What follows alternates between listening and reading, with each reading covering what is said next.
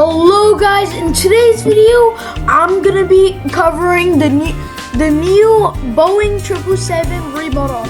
So shall we get started? Okay, so starting off with the Boeing 777, the cockpit looks amazing with all these screens, these buttons. Also those charts over there are GR charts, and for some reason there's two seats back here. That's probably for the engineers, but it has a cup holder. The legendary cup holder. Anyways, cabin actually looks pretty good, but probably because it's the economy cabinet doesn't like have that. Oh wait, no, it does. You just can't see because it's black. There's an empty space back here. So engines look like the normal new engines. The gears are the one that looks like the most. Like look at this detail. Look at that. I'd say that my most favorite livery for the 777 would be the Air Canada. As you can see here, I've spun in Air Canada. And yeah, that's about it for the Boeing 777.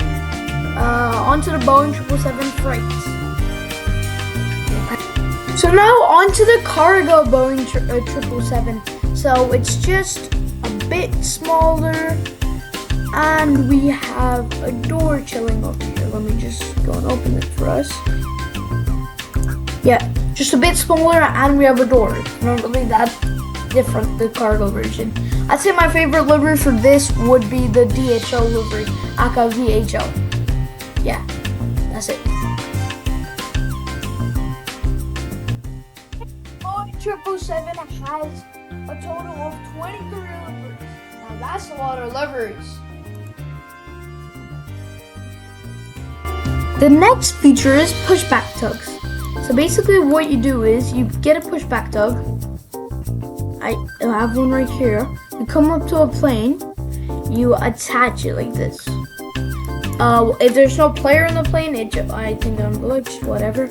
If there's no player in the plane, if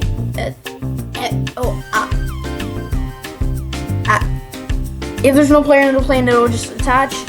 Usually if you're gonna get a big plane like this, you use a small tug like this one right here, it won't work. You're gonna need a bigger tug, which I'll show in a few seconds. So and if you are in the plane, you'll get a message saying, would you like to connect this tug or something like that, and you can click accept or no.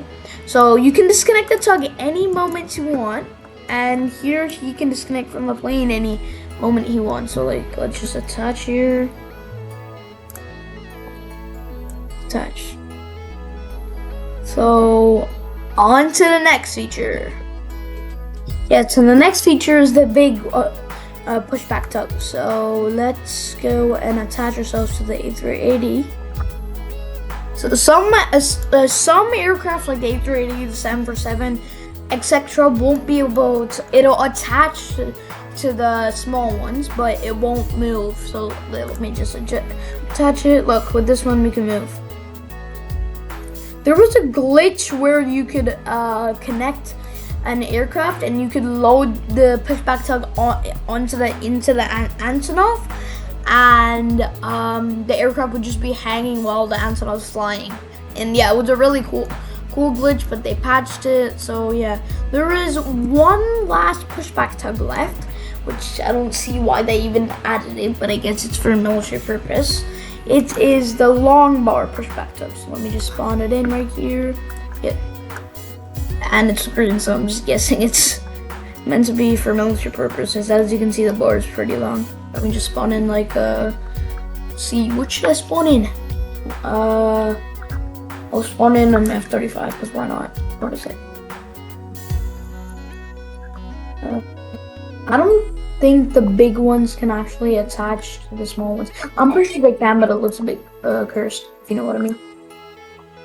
Yeah, I think this one's for military purposes. Anyways, on to the next feature.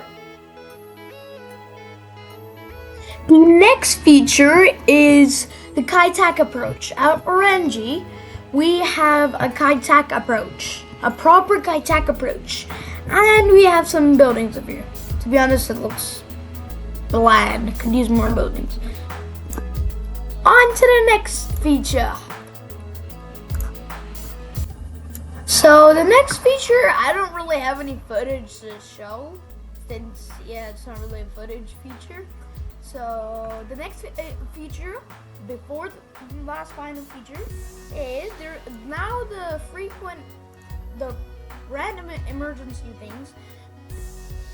You're gonna get it more frequently. So you're gonna get random emergencies more frequently. Like let's say you're pulling up too far and you're going really slow. Your engine's probably gonna blow out random.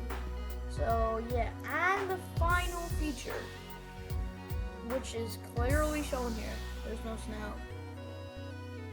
Okay, and that should be it for this video.